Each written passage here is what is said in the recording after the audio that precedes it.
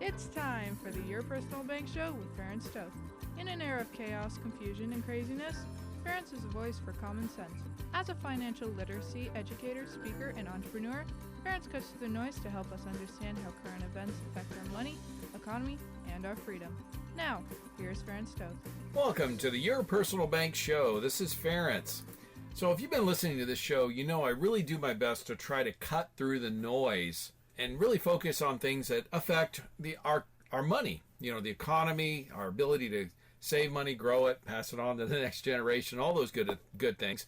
And as I always point out, economic freedom, of course, is imperative. That's all part of it. You have to have the freedoms to grow your money, save it in a stable economy to really, really succeed. And I've had a lot of questions recently about a lot of economic concerns that many of the clients and listeners and such have, as well I do myself. And so some of the news I think that's extremely important that I've not been seeing, I haven't seen anything on this hardly. It took some digging actually to pull some of this information. I think you're going to find very interesting. The first one is, as many of people have heard, Moody's, one of the big three credit rating agencies, a couple weeks ago, reduced the U.S. federal government's debt from AAA to AA+. So they dropped it a rating.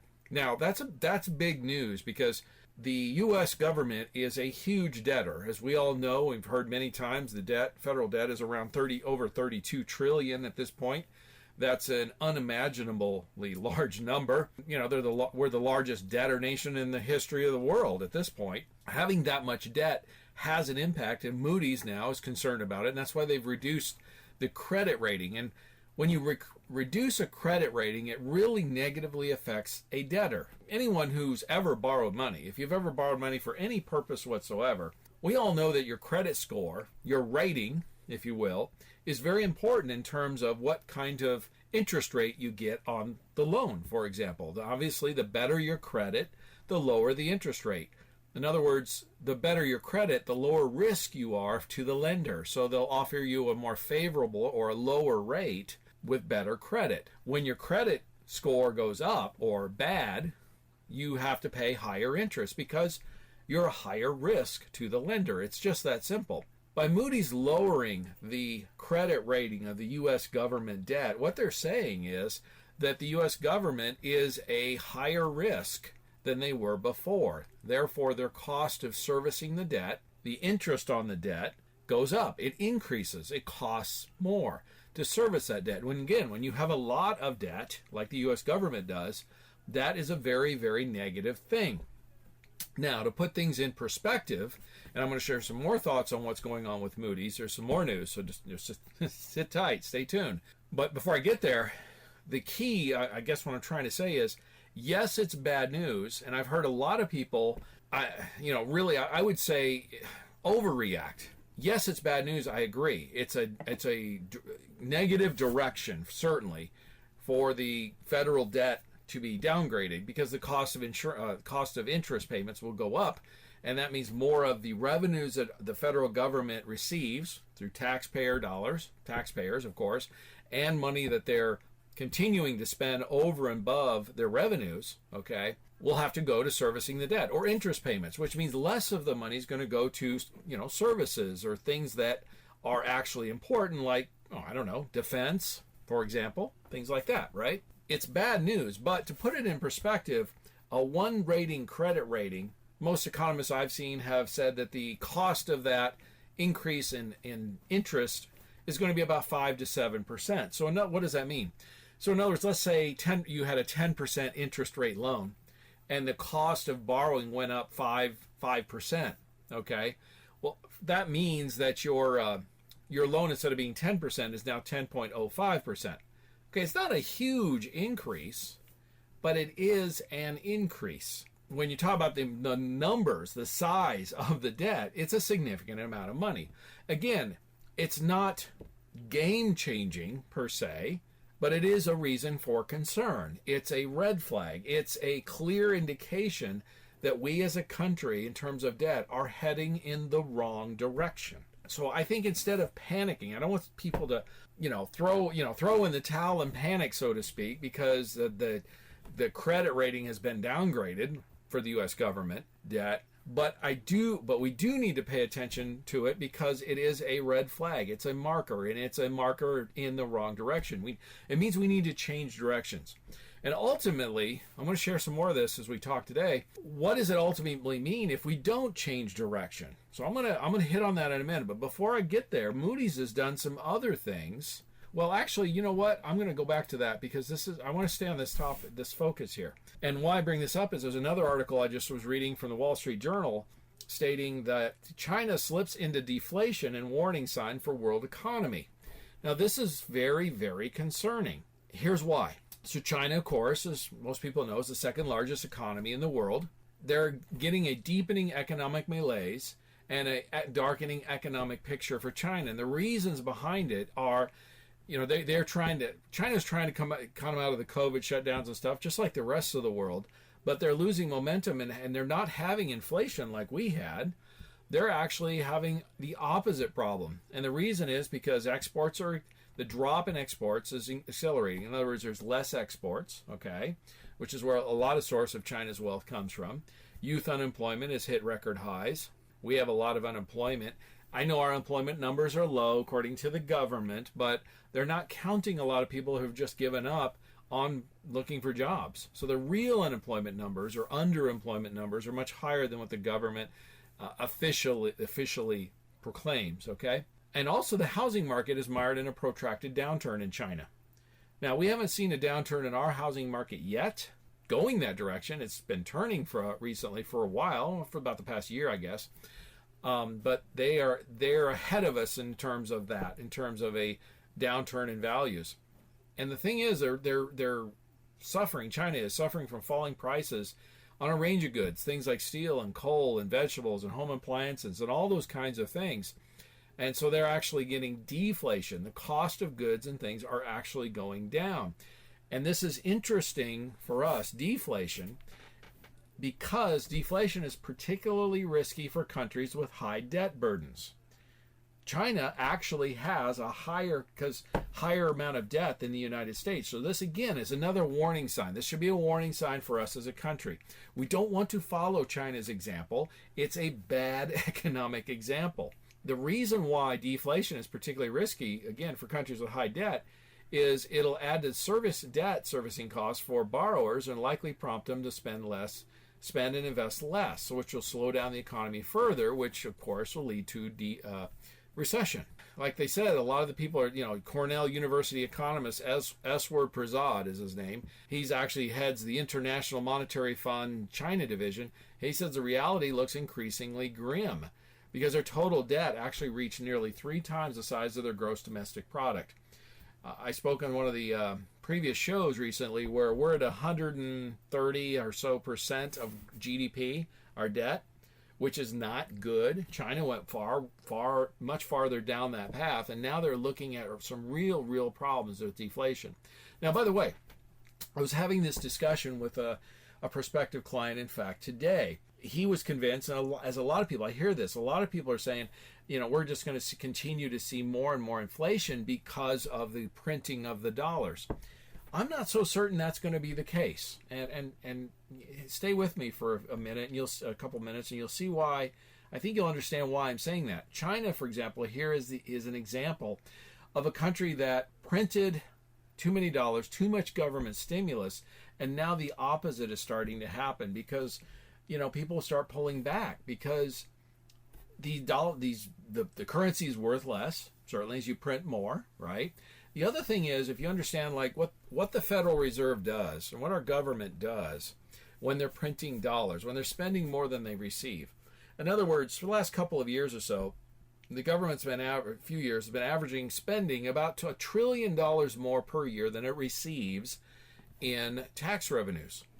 Actually, our federal government has been receiving historically high levels of tax revenue.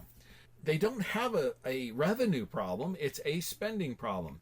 They're receiving record revenues, the government is, our government, but they're spending more than they're receiving. So the last numbers I've seen, and again, don't quote me on this exactly, but the government budget is around, what is it, they've been spending about $5 trillion, something along that line, and receiving about 4, okay? Right in that range. So the bottom line is they're spending about 20% more than they're receiving. What likely is going to happen? Well, when the government or the Federal Reserve spends more than it's receiving, which it's doing, it prints dollars. But it's not like a printing machine where it's just unlimited. In other words, the Federal Reserve has to then sell bonds on the bond market, treasury bonds, basically back the currency, okay? And so it goes to the bond market, and large institutions and sovereign funds often buy these bonds. Well, what happens when these bond buyers decide to stop buying the bonds? Folks, that's a big deal, because there's already rumblings of bond buyers starting to grumble about buying U.S. Treasuries because they're printing too much. In other words, we always keep talking about how our politicians need to be more fiscally responsible, and they seem to have they just won't do it because they gain power from it. It would actually reduce their power. My point is this: if the ship doesn't change direction from a fiscal responsibility standpoint, representatives may be forced by the bond buyers to spend less. In other words, again, what happens when the bond buyers refuse to buy more bonds? And there is actually historical examples to back that up. One of the most recent ones is Greece. In other words, you're talking about austerity measures. Greece, about 10 years ago, had been spending far too much money, and of course they were spending more than they were revenues, the government was printing dollars, much like our government's been doing. And eventually bond buyers balked. They said they're not going to buy anymore unless Greece starts reducing spending, austerity. Now this is a very interesting example to educate and help understand what could possibly happen down the road here in the near future here in the U.S. And the key is you're going to want to be nimble and quick and have funds that are liquid and available to take advantage, I should say, of opportunities. And that, again, is why I'm such a fan of the Your Personal Bank concept, because of the high liquidity. Encourage you to stay tuned in the next segment, because I'm going to share more on this in this conversation I had with this prospective client to help you realize inflation may not be the problem in the future. It may be deflation. So stay tuned. Stay tuned for more common sense from Ferenc. For more information, contact Ferenc at 866-268-4422 or yourpersonalbank.com. That's 866-268-4422.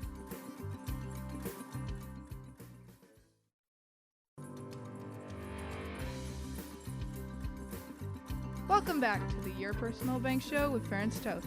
Want more information? Contact Ferenc at 866-268-4422 or yourpersonalbank.com. That's 866-268-4422. Now back to the show with Ferenc Toth. Welcome back to the Your Personal Bank Show. This is Ferenc, and as I've been discussing, a lot of people are expressing much concern. Many people I talk to on a daily basis are expressing concern about our levels of federal debt, inflation, and those kinds of things, and concerned that that's going to continue.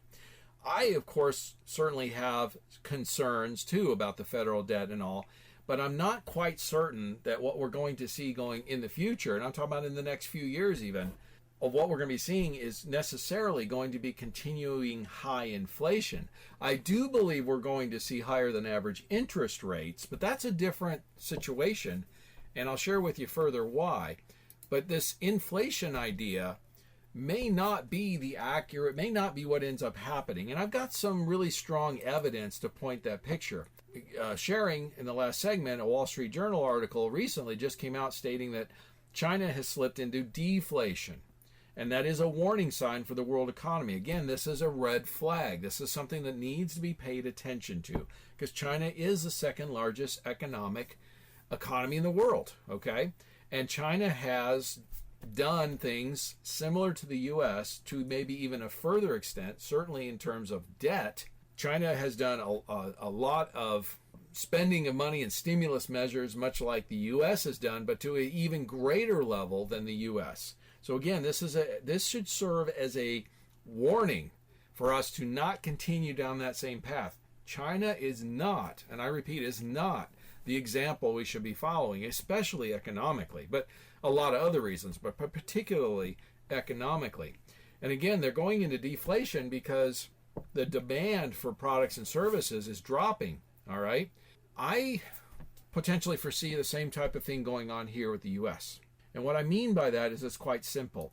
Whenever, you've got to think on both sides of the coin. Whenever the government prints money, of course, they have to sell bonds, the treasury bonds, to back the currency. That's what they do, and they have to have bond buyers. Well, it may not be the politicians that end up changing the direction, although I hope it happens because towards some fiscal responsibility. The sooner we change the direction on the ship, the better, the less economic pain that all of us will suffer in the future. So the sooner we change this, the better. The sooner we stop spending too much money, the better. Unfortunately, we're stuck in spending too much money for the next couple of years because the last ridiculous debt ceiling deal, which really wasn't a debt ceiling deal, they got rid of the debt ceiling. They basically said, we'll spend whatever we want.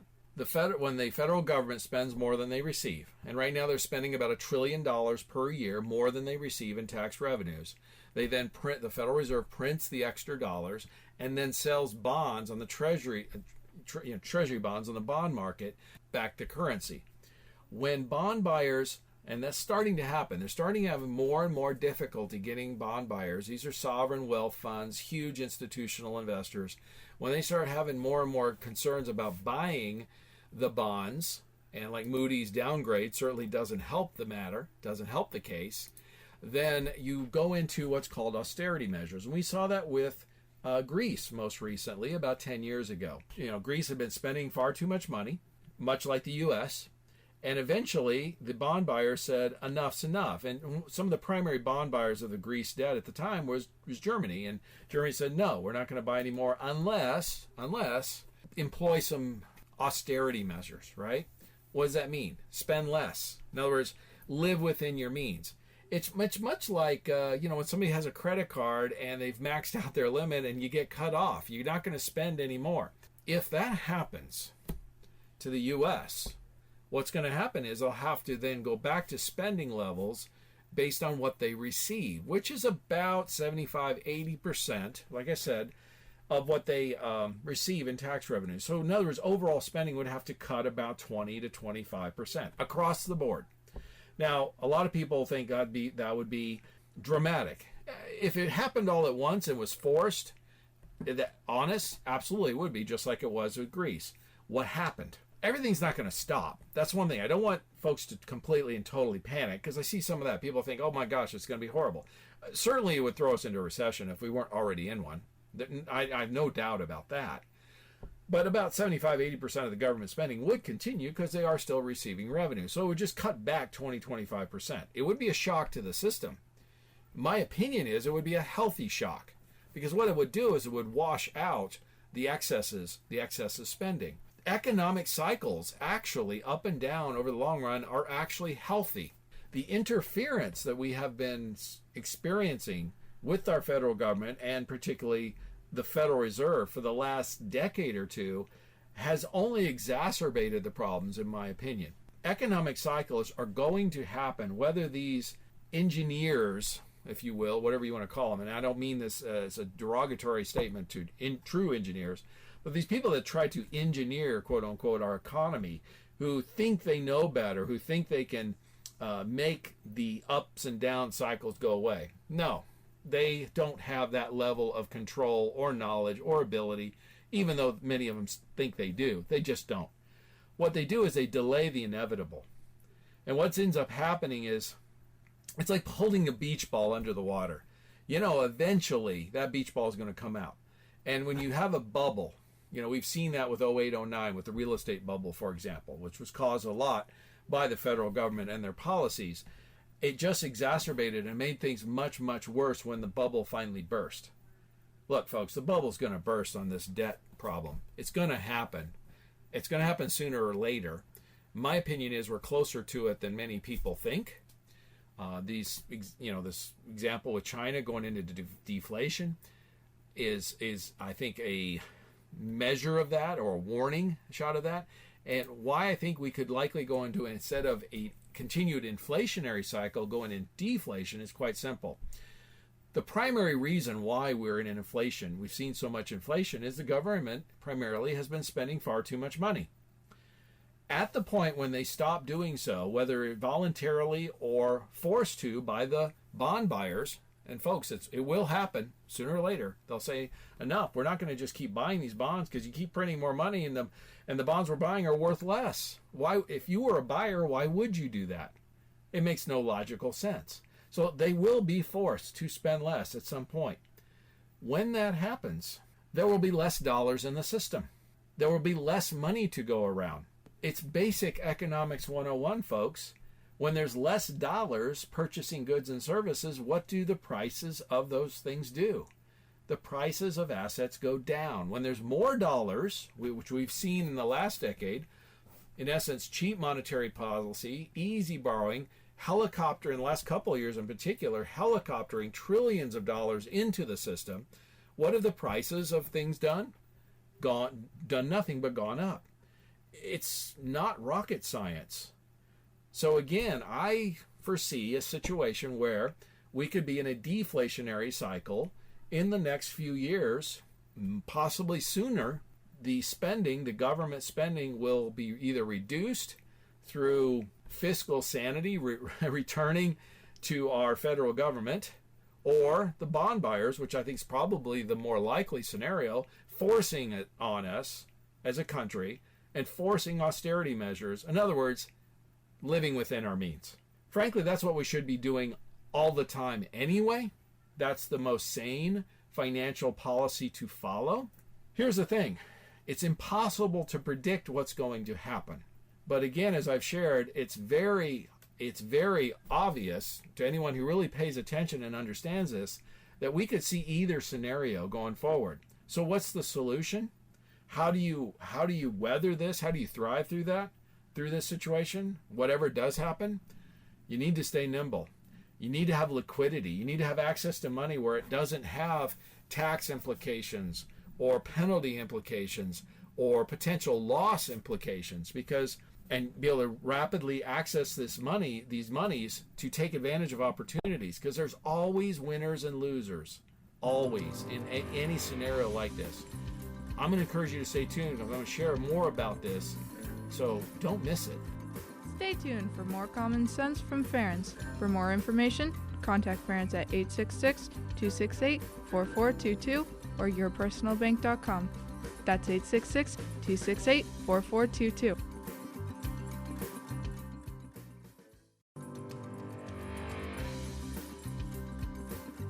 Welcome back to the Your Personal Bank Show with Ferenc Toth.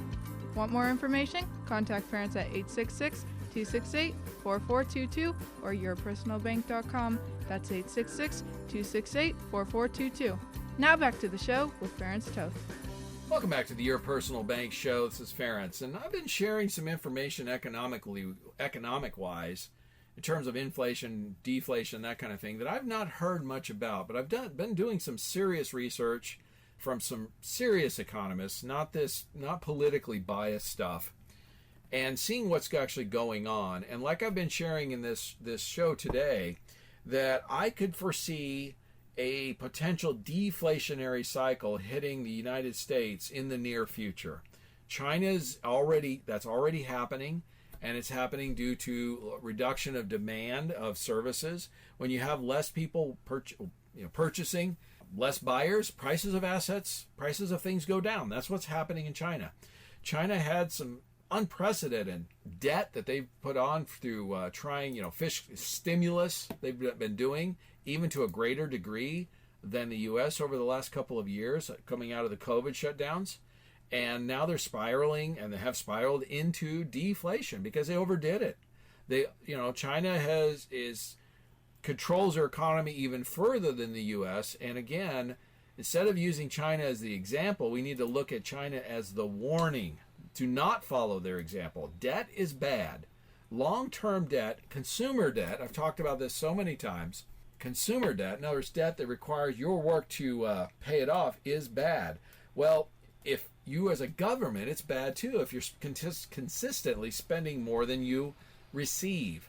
If you spend more than revenues, over time, you're going to eventually devalue your currency. You're going to have a harder time selling the bonds that back up the currency, and the bond buyers eventually are going to say, enough, we're done. We're not going to keep buying your bonds unless you start taking some real serious fiscal responsibility measures, or austerity measures as they were called with Greece like 10 years ago. Okay? So this is a situation I foresee happening. So I'm not convinced that we're going to see ongoing increasing inflation because of spending. Again, our government may be forced to stop spending as much and live within their means because of the bond buyers. That's where I see the real. It's impossible to determine, to predict what is exactly going to happen, but I'm just reading the tea leaves and looking at what's happening and what's happened in the past, and learn from previous mistakes that other countries have made. We don't need to repeat those mistakes, although we're foolishly doing so far. So we don't change direction. Austerity measures are on their way, and our government will be forced to live within its means, which will mean recession, certainly, because there will be a reduction of spending. It could easily, though, mean a reduction of asset price values of nearly everything, just like we're seeing in China now, or in other words, deflation. What also that means is opportunity. If you have some cash, some money available, and the prices of assets have dropped, what could you do? Well, you obviously could take advantage and snap some of those things up. What if your money was primarily tied up in a portfolio that was, say, subject to markets? Look, if that happens, the market values of assets are going to drop, and they're going to drop extremely rapidly, likely far quicker than you can respond. I'll give you a quick example. I talked about before where Moody's, a couple of weeks ago, reduced the credit rating of the U.S. government debt.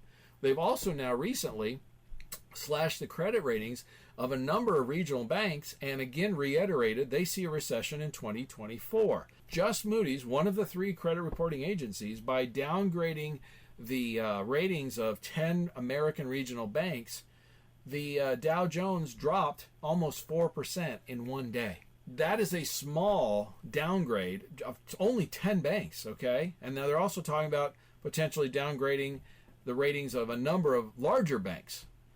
The reality is, as just a small change like that changes the value of the the Dow by 4% in a day. So that gives you an idea of how quickly these things can happen. So if we see a situation where the bond buyers start to really bulk on purchasing the U.S. Treasuries, and they're saying, look, we need to see some real fiscal responsibility, or you're going to be forced to live within your means because we're not going to buy your bonds, you will see a recession. You'll see a drop in stock prices in most assets quickly, dramatically. Now, a few other things. We've talked about energy. This is so important.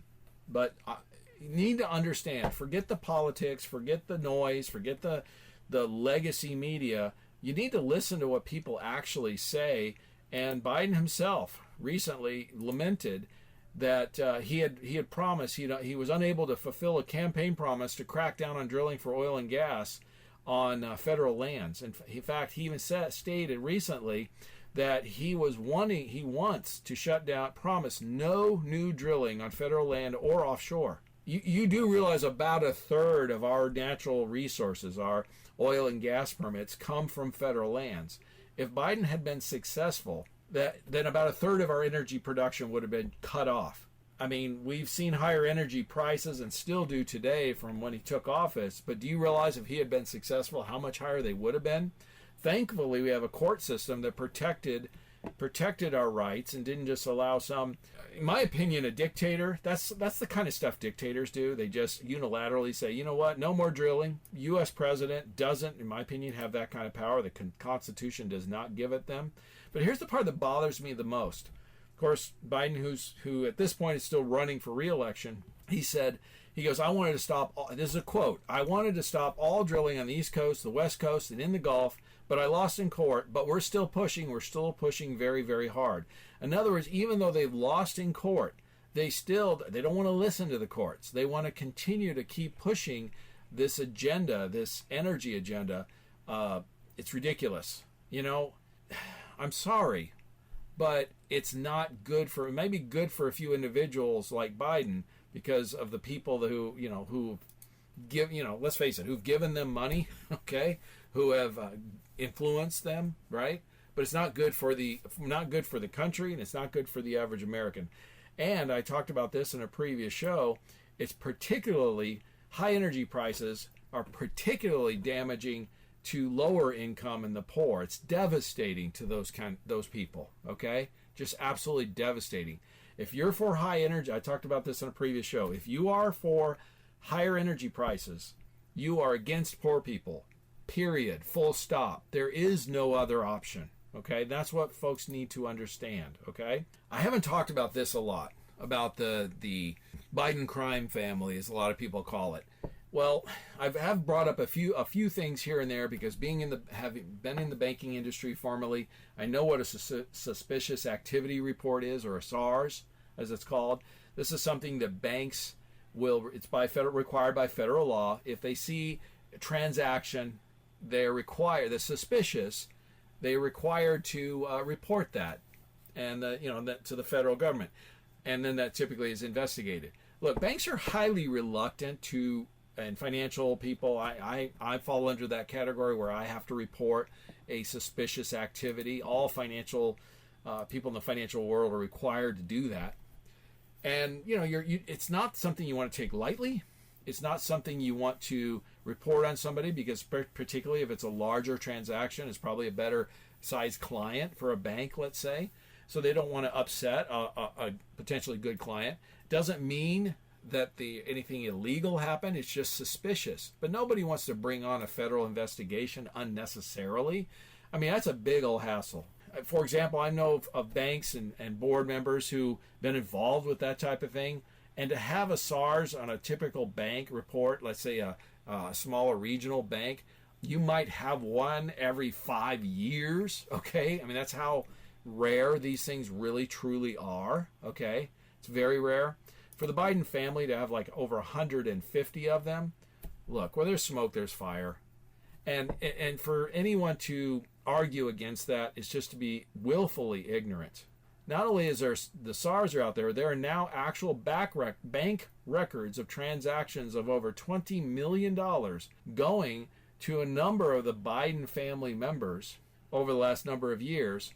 And there are records of Vice President Biden meeting with these people that have given his family over $20 million, documented bank records, okay? And there is testimony in Congress under oath of people involved with this stating, yes, this was an influence peddling scheme. Folks, this is, you have to be willfully ignorant, plain and simple. You have to actively ignore this to realize this is not fraud. It's illegal. It's absolutely illegal. It's one of the biggest, most corrupt scandals in the history of our country in terms of a presidential level. I mean, it makes Nixon, for example, look like a piper, or pretty much any of the. I'm not saying any of these people that have been in office are saints, but in perspective, it's not even close. And the thing is, it happened. This is the part where the media, the legacy media, has been trying to keep this under wraps for so long. Although it seems like it's really starting to blow, it's really starting to blow up in their face. But it all happened under the Obama administration. And Obama knew about it, had to know about it. There's no way he didn't know about it. The Secret Service knew, the FBI knew, Obama knew. And they're really not trying to protect Biden so much as the real bottom line is Biden is their, that he's their savior, so to speak. You know what I'm saying? They went goo goo gaga over him, and they're trying to protect him. And that's really what it boils down to. We're going to see how this plays out. Impeachment certainly is deserved here. Will Biden actually be impeached? I'm not certain about that. Is it deserved? Absolutely, positively. How far it's going to go, it'll be interesting to see and watch. It's very discouraging and frustrating that we have partisans who just are, again, willfully protecting this because they want to protect their savior, is what they look at it. No one, and I mean no one, should be above the law. And that's what our country was founded upon. And that's one of the great strengths of our country that's been weakened. My hope is it's changed.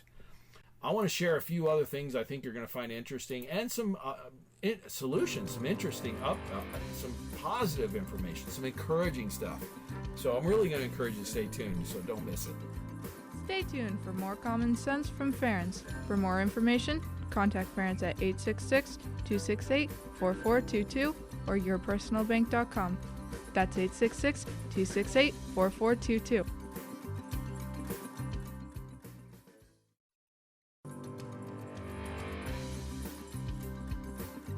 Welcome back to the Your Personal Bank Show with Ferenc Toth.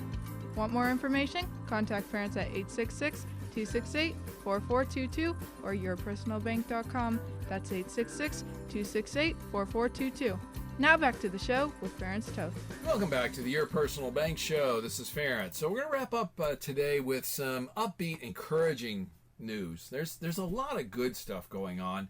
And I know a lot of the times through the news and stuff, we just hear the bad, and it can get frustrating and be a downer. But you know what? There is reason to hope. And one of the things I want to help you understand is it's darkest before the dawn. That when things start to really turn, a lot of people are going to be, at their wits' end. They'll be at the end of their rope, and they just think it's not going to ever get any better. And then all of a sudden, things start to really turn, and you typically turn hard and fast. And so here's some reasons for hope, some upbeat, positive thing. First of all, I discussed this a few weeks ago.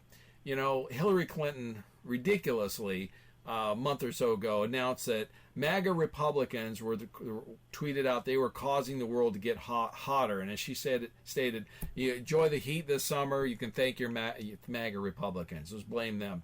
And it was laughable.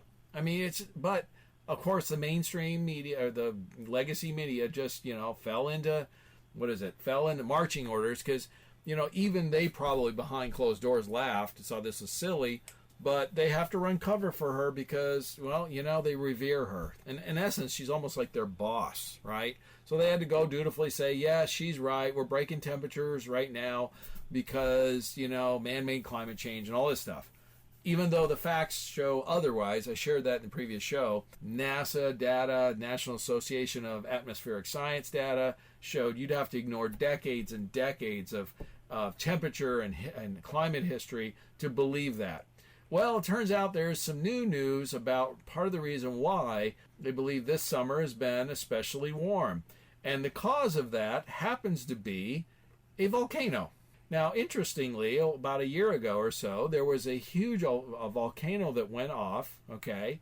And apparently it was a once-in-a-lifetime event, as they call it. And apparently it was underwater volcano in the Pacific, record, apparently trillions and trillions of dollars, trillions of gallons of seawater into the atmosphere. Well, apparently seawater is one of the things, or water vapor, that is, creates one of the biggest reasons for, in the atmosphere for temperatures to rise. So apparently this once-in-a-lifetime historic volcanic activity, NASA has come out and stated this is the primary reason for the heat. And there's some other true scientific studies that are now backing that up. So Hillary was wrong. True science is right. And I stated this many, many times. If you believe man can make huge differences, you have a really high opinion of yourself. We don't have that kind of control and that kind of ability, because just one volcanic eruption can make huge differences around the world, which we are actually seeing, okay? And by the way, folks, there are hundreds of volcanic eruptions every single year. One can make a difference. We don't have anywhere near the kind of power of change or effectiveness that some of these leftists think. They think very highly of themselves. I'll say that much. Here's some other good news. So Elon Musk, again, has come out, and he now vows to go to war against companies that punish employees for activity on X, which was formerly Twitter. So he's saying his company will go to bat for people who are punished by their employers for things they do on his social media platform. And he said, if you're unfairly treated by your employer due to posting or liking something on this platform, we will fund your legal bill. No limit. Please let us know. Folks, that's powerful. Look, one of the things I like about Elon is he's a free speech absolutist, and he not only says it, he backs it up. And being one of the world's richest men, he has the ability to back it up. This is kind of one of the solutions that needs to happen to make a difference. People that knowing people can are going to have the backing of Elon if they get, like you said, unfairly treated. That's going to help more people have more courage to speak their mind and speak the truth, okay? And he even went on, he goes, and we won't just sue. It'll be extremely loud, and we'll go after the boards of directors of the companies too. That's getting people right where it hurts. Hit them hit them in their pocketbook, right? Hit the companies where it hurts. If they go after, again, employees or people who are unfairly treated because of something they said or did on social media. So on at least on X, or what was formerly Twitter. That's awesome. That's a great step in the right direction and another cause for hope. So that's a big one. Here's another good cause for encouragement. Now it turns out the majority of Americans agree no more U.S. taxpayer money for Ukraine. I've talked about this for over a year. I was against the Ukraine from the very beginning. It's on my radio show. It's posted on my website at yourpersonalbank.com. You can go to this or any of the previously recorded shows, by the way, and you can go back and see where I was against getting involved with Ukraine, because it's essentially a civil war, in my opinion. I have extended relatives in Ukraine. I'm half Hungarian. I know a lot more about this behind the scenes than most Americans. And so this was, in my opinion, nothing more than the military-industrial complex just starting and getting involved in another endless, winless, useless war so they can make more profit. And that's the reality. I'm sorry, but that's the fact. Well, here's the good news. The majority of Americans now agree. And that's a good sign. The majority of Congress doesn't agree yet, but the majority of Americans do. And whenever representatives feel like that their re-election is threatened, they will finally listen. So the support for Ukraine might not be eliminated immediately. I doubt that. But eventually, I see an end to it, because the American people are getting sick and tired of it. They're coming to realize this is just another one of those endless wars. And the good news is, waking up to the reality of that, it's going to be harder to get involved in the next endless, useless war. You know what I'm trying to say? So that's all, again, cause for encouragement, right? Let me give you another one. Biden, of course, as I talked about recently, went after schools offering hunting and archery courses. In other words, the federal government was going to stop funding schools that offered those kinds of classes. Well, not only Republicans have gone after Biden administration, even Democrats now in many of the states where, like they say, outdoor recreation is foundational to our Western way of life, with many of the even Democrat senators and Congress people going after the Biden administration. This is good. Again, I talked about this a few shows ago. The divide in America is not really conservative versus liberal or Republican versus Democrat. It's really about, do we want a society that we've grown up in and grown to love, or do we want something fundamentally different? The progressives, they call themselves progressives, but they're not. They're really regressives. They want to regress to a lesser form of government, more tyranny, more top-down control, more dictatorship-wise, less freedom. Or do we want to continue the freedoms that we have had and enjoyed most of our lives?